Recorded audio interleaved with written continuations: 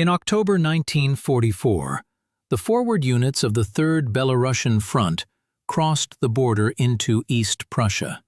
This was a moment of incredible psychological upheaval. For the first time in 4 years of a brutal, merciless war, the foot of a Soviet soldier trod not on the liberated soil of their own scorched homeland, but on the territory of the Third Reich. At the border stood signs with a laconic inscription, "Here it is, cursed Germany."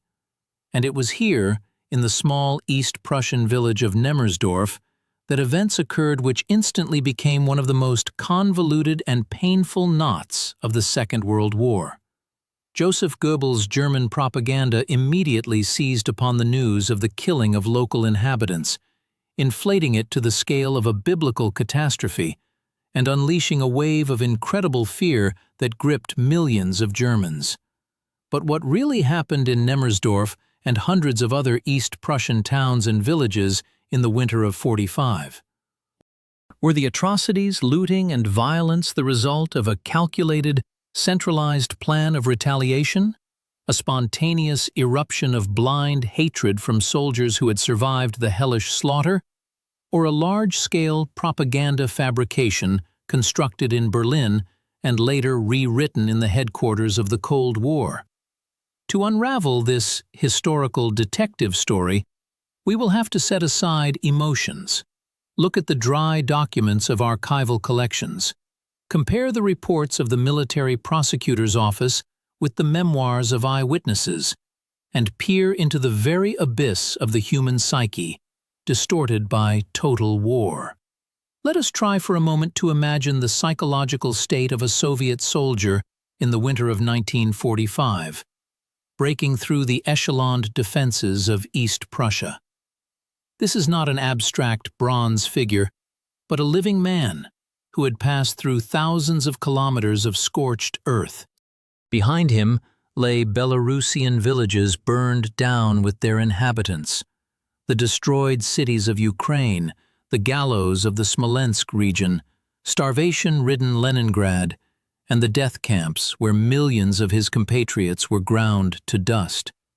Almost every one of them had a letter from home, or a death notice in their overcoat pocket, and in their heads echoed the words of the poet and publicist Ilya Ehrenberg. "If you haven't killed at least one German in a day, your day has been wasted." For years, Soviet propaganda had forged hatred for the enemy into the primary weapon of survival and victory. And now, this soldier, who had lost loved ones, slept for years in damp trenches, and had seen only death, found himself in a clean, well-fed, and well-kept German house. And here, a severe cognitive shock took effect. The Soviet soldiers, many of whom came from impoverished pre-war collective farm villages, saw 2-story brick houses with tiled roofs, asphalt roads, electricity, porcelain dishes, stocks of canned food, shoes, and sturdy clothing.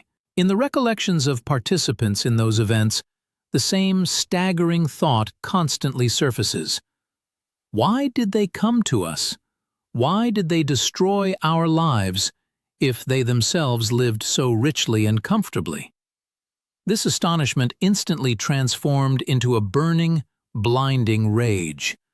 The thirst for justice and retribution accumulated over the years of war in the first weeks of fighting on East Prussian soil collided with a breakdown in discipline, which inevitably occurs during the breakthrough of long-term fortified lines, when units become intermixed and commanders temporarily lose direct contact with their subordinates. Amid the chaos of the first days of the offensive in East Prussia, incidents of looting, marauding, and violence against the civilian population flared up. German sources, compiled both during the war and in post-war West Germany, paint a picture of a veritable hell on earth: mass murders of civilians, abuse of women and children, systematic destruction of villages. However, if we turn to the documents of the other side, namely, the reports of political departments and the materials of the military prosecutor's office of the Red Army, we see a completely different, much more complex and contradictory dynamic. There was no concealment of criminal facts in these classified documents, as they were created not for publication, but to inform the country's top leadership and to enable the adoption of strict organizational measures. The military prosecutors of the Second and Third Belarusian fronts recorded dozens and hundreds of offenses. The reports listed executions of looters, illegal confiscations of property, drunken brawls, and cases of sexual violence. But the key question, over which historians still clash, is the following. Was this behavior the official policy of the Soviet state, or did it represent criminal acts that the command fought mercilessly? To answer this, it is necessary to analyze the reaction of the Stavka of the Supreme High Command and personally Joseph Stalin to what happened in the first days of the troops' presence on German soil. As early as January 1945, when the scale of negative manifestations began to threaten the control of the troops and the combat effectiveness of the advancing units, the Stavka issued Directive No. 229, which categorically demanded a change in attitude towards the Germans, both prisoners of war and civilians. The document explicitly stated, "Officers and Red Army soldiers, we are entering the country of Germany. The remaining population in the conquered areas, regardless of whether they are German, Polish, or Latvian, must not be subjected to violence and abuse. Those guilty of violating this rule will be punished according to the laws of war." A merciless machine of military justice was set in motion on the fronts. Showcase tribunals were established and sentences to the supreme measure of punishment, execution before the formation, for crimes against civilians were handed down regularly and publicly. Simultaneously, a sharp turn occurred in the ideological sphere. The pages of the newspaper Pravda featured a famous article by Georgy Alexandrov, head of the Agitation and Propaganda Department of the Central Committee of the All-Union Communist Party, Bolsheviks, under the telling headline, "Comrade Ehrenberg oversimplifies." It harshly criticized the concept of total hatred towards all Germans indiscriminately. Stalin's formula, "Hitler's come and go, but the German people, the German state, remains," transformed from a slogan into a practical instruction for the political organs. From that moment on, calls for the total extermination or robbery of Germans could easily lead to a tribunal or dispatch to a penal battalion. But then, why has the image of East Prussia in '45 as a zone of absolute lawlessness become entrenched in Western historiography and public consciousness? To understand this, let's examine the case of Nemmersdorf, which became a benchmark for information psychological warfare in the 20th century. In October 1944, Soviet troops briefly occupied this settlement, but were driven out during a Wehrmacht counterattack. Journalists, cameramen, and employees of Joseph Goebbels' Ministry of Propaganda arrived in the village along with the advancing German units. Soon, the world was circulated with footage of killed local residents, accompanied by chilling details of women crucified on barn doors and brutally tortured children. Goebbels exploited Nemmersdorf to the fullest. Newsreels were shown throughout Germany, and millions of newspapers with photographs were printed. Berlin's goal was extremely pragmatic: to force the German soldier to fight with the fanatical desperation of the doomed and the civilian population, not to surrender, but to offer total resistance or flee west. And this propaganda worked, but with a horrifying side effect. Instead of steadfastness, it provoked an uncontrolled, universal panic. Millions of East Prussia's residents fled their homes into the bitter frost, clogging the roads, hindering the retreat of their own troops, and creating massive collapses. Modern independent researchers, having meticulously studied German and Soviet documents, medical exhumations, and survivor testimonies conclude that civilians did indeed die in Nemmersdorf. They were caught in the crossfire of tanks and artillery during a fierce battle for a crossing, and several people did indeed fall victim to reprisals by individual Soviet soldiers. However, the overwhelming majority of the horrors of Nemmersdorf, including crucifixions and mass torture, were a direct cinematic fabrication staged by the Wehrmacht's propaganda company. Later, similar schemes were used in covering the events in Goldop, which were aptly picked up by the Western press. The tragedy of East Prussia's civilian population in the winter of 1945 was further exacerbated by the fact that the Nazi leadership, Gauleiter Erich Koch, forbade the evacuation of civilians until the last moment, declaring any talk of retreat to be treason and panic-mongering. As a result, when the front collapsed, hundreds of thousands of women, elderly, and children found themselves trapped between the advancing Soviet spearheads and the frozen Baltic Sea. This led to an unprecedented humanitarian catastrophe on a massive scale. Refugees tried to escape across the frozen Frischeshof Lagoon, where they were strafed by aircraft, fell through the ice, and perished from cold and hunger. And in these deaths, the German authorities blamed solely the Red Army, remaining silent about their own criminal negligence and fanaticism. We must also not overlook the fact that in East Prussia, there were hundreds of thousands of Soviet citizens, so-called Ostarbeiter, forced into labor, and Soviet prisoners of war held in local camps in squalid conditions.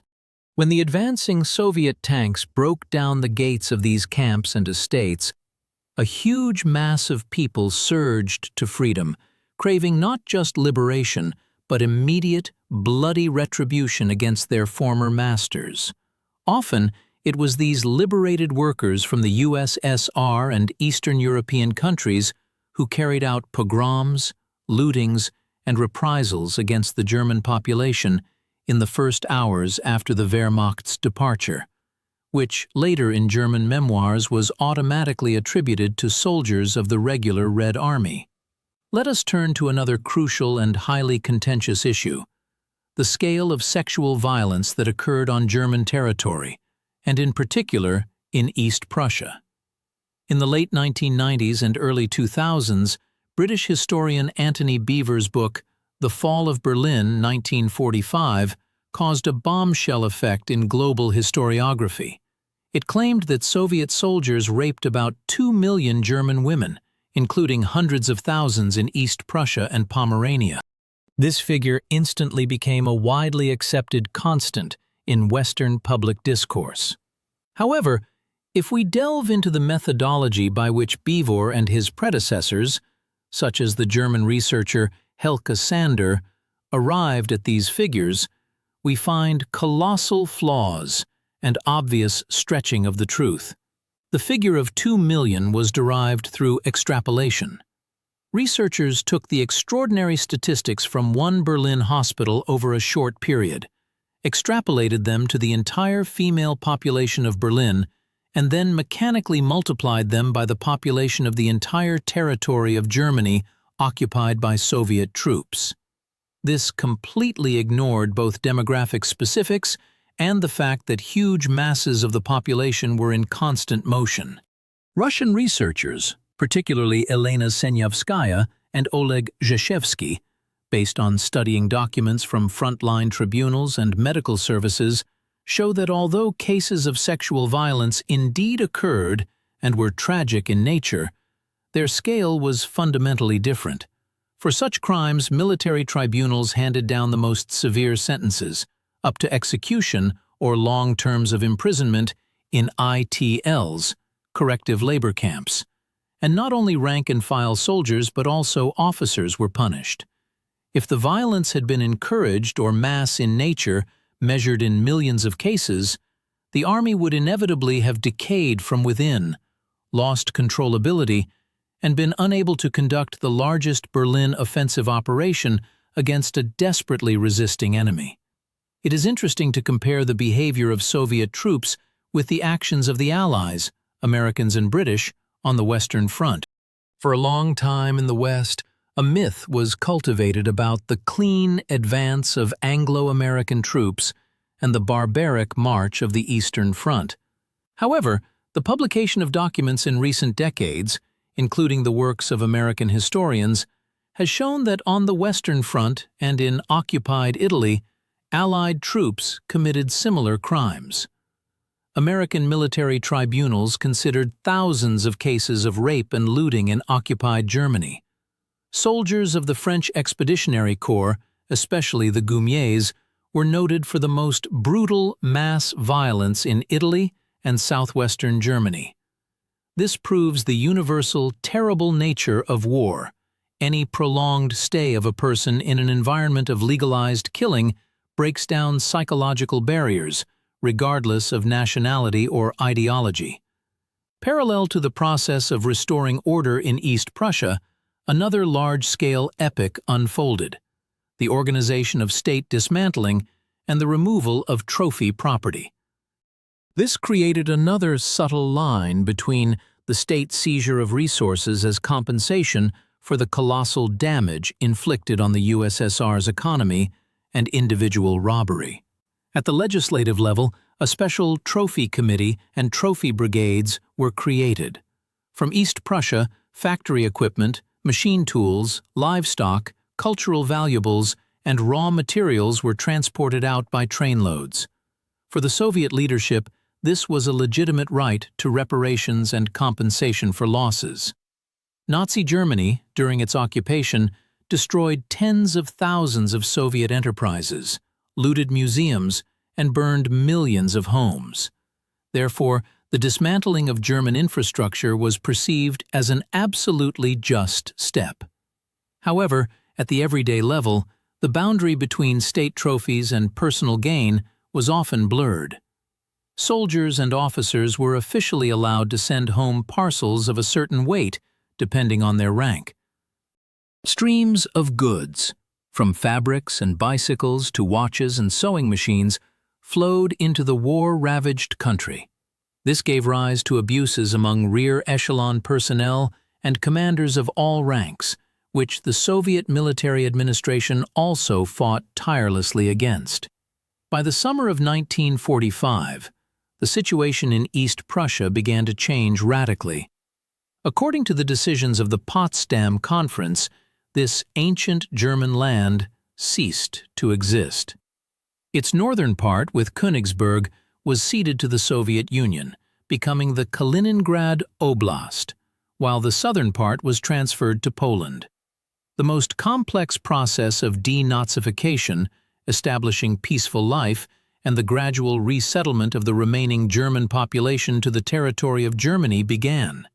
And here we see a remarkable historical contrast.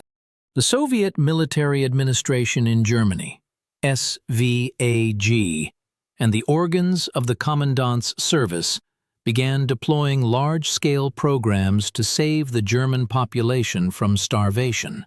In the destroyed Königsberg, where tens of thousands of German residents remained, a ration card system was organized, along with free meals for children and the restoration of water supply and hospitals. Soviet soldiers, who just yesterday had shown no mercy to the enemy in battle, were now sharing porridge from field kitchens with German children, whose fathers may very well have fought at Stalingrad or Kursk. This humanitarian aspect often falls out of the one-sided narratives of both Western and apologetic historiography. The servicemen of the Red Army demonstrated an ability to traverse the path from the all-consuming hatred of 1944 to creation and aid for a defeated enemy in the summer of 1945. The archives contain thousands of testimonies of how Soviet doctors saved German citizens from typhus epidemics, how engineers restored power plants, and how military commandants protected Germans from the arbitrariness of bandit groups formed from deserters and criminal elements. Between 1947 and 1949, the final organized resettlement of Germans from the Kaliningrad Oblast to the Soviet occupation zone of Germany took place. Trains carried people away from their historical homeland. This was the cruel reality of the post-war reorganization of Europe, agreed upon by the great powers, the USSR, the USA, and Great Britain. The resettlement was accompanied by deprivation, loss of property, and deep personal tragedies for millions of people. But it was now carried out in an orderly manner, without the bloody chaos of the first months of 1945.